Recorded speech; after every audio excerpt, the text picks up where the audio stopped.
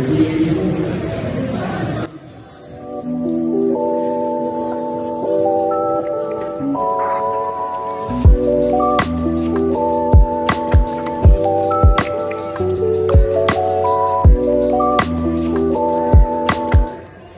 Scott, how do you think the competition went?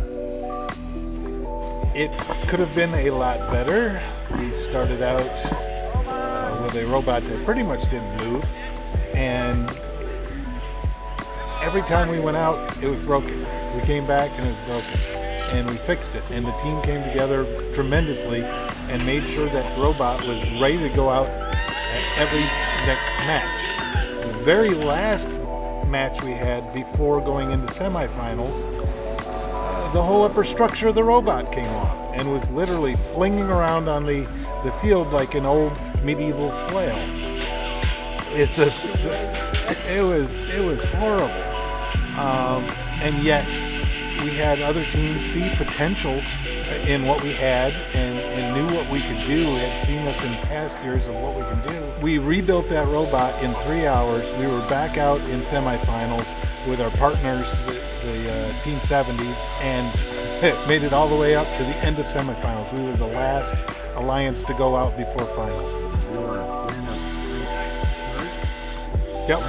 There was only 2 alliances left, and it was an amazing finish to a very distressful competition.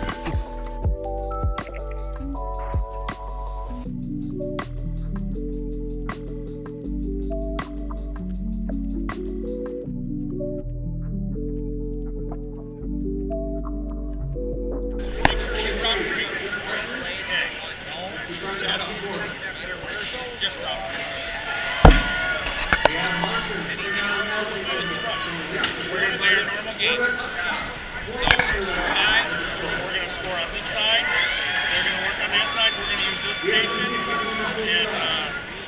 And 9776 is also going to use this station. So, we're going to other robots.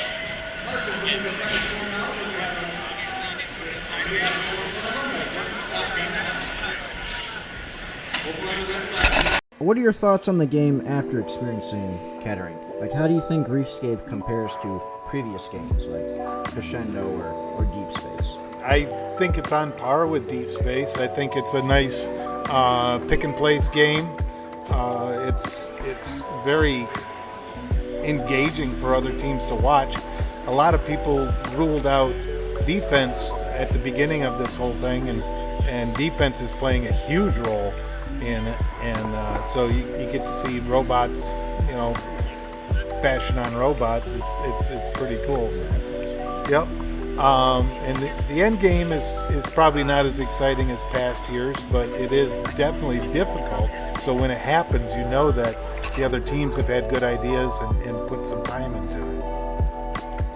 What did you think of the other teams that were competing with us at Kettering? Did you look at their robots at all? Were you watching them as they played on the field? I spent a lot of time in the pits, so I didn't get a lot of time watching the competition. But from what I did see, there were some very simple ideas that were amazingly effective and were driving the top teams at those locations. It wasn't active feeders. It was basically lining up by eyesight and just forcing the coral onto. Definitely. We've already ripped most of the robot back apart again and working on better lift mechanisms, better coral delivery systems. We're working on better autonomous features. So we're looking forward to the West Michigan competition, where we're going to get to try out those features and hopefully be a whole lot more reliable. If we were simply more reliable at Kettering at the beginning, our game would have been 100% different. We would have been, able to call our own shots in finals instead of having somebody else pick us. And what's the team strategy for week 4? Go out, play our game, do what we do, make sure this thing is reliable, so that we can be the FridgeBot people know us to be, and be reliable and get things done. Are we going to go to state, Scott? It's a little early to tell at this point. But we're definitely going to Worlds, right? Way too early to think about that. Okay.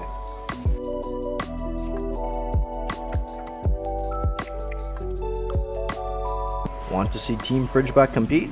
Join us at Kettering University from February 27th through March 1st and at Allendale Charter Township from March 20th through March 22nd. We hope to see you there.